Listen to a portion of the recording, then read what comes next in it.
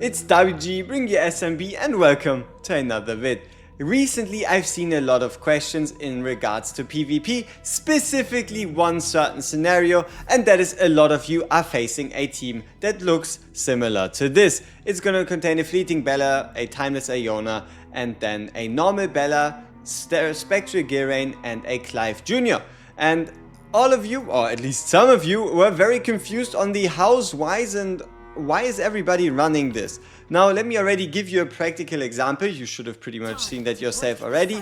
But look at us, we are not running this, we're running, I guess you could say, a standard PvP team. And what you're going to notice is, look when the enemy Timeless Iona ults. Enemy Timeless Iona ults way before we do, which means they have the advantage in not only stopping us with less attack speed, but also getting these early shots in to deal that damage. Ooh, nice stellar ult there. And depending on like the differences, right? If both have an equal team, the guy that ults earlier is obviously going to win. Now, how is that all possible? A lot of you were asking. It is super simple, and the reason why I can't pull it off as of this moment is because I have failed to upgrade the Silver Shadow Chronometer to level 5. Because the way this works is that this talent is only bound per character. So when a unit summons a summon, you as the player recover 1 blood soul, which you can use to cast ultimates. Spectral Girain summons a summon on battle start, Bella and Clive Jr. do the same, which means you have 3 characters that upon battle start summon summons, and all of them are wearing the Silver Shadow Chronometer, which leads to the enemy gaining 3 blood souls. Can also be in a weaker version with just a Bella, or just a Bella and a Spectral Girain giving 2 blood souls.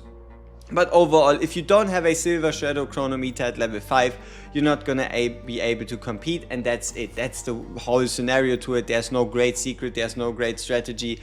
It's just blood souls are king. The earlier ult, the earlier you win. And that is also the reason why, once again, let's reiterate the artifact order.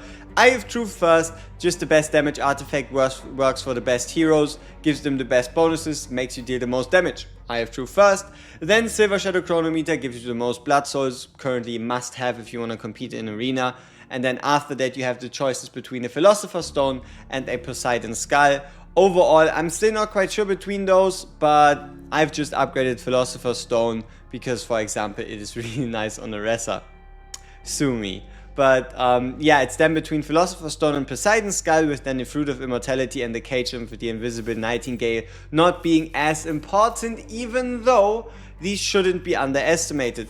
Like, the way you can also look at this is the best damage artifact for the best characters. This is a must-have for blood soul gain and utility, and these two might actually gain more and more favor, because not only can you here gain, I guess you could say, healing out of thin air, but with this one right here, you would also gain a 15% damage reduction for your tank. So for example, your Quinn in arena all of a sudden would take less damage, which would also work with her taking damage for your team.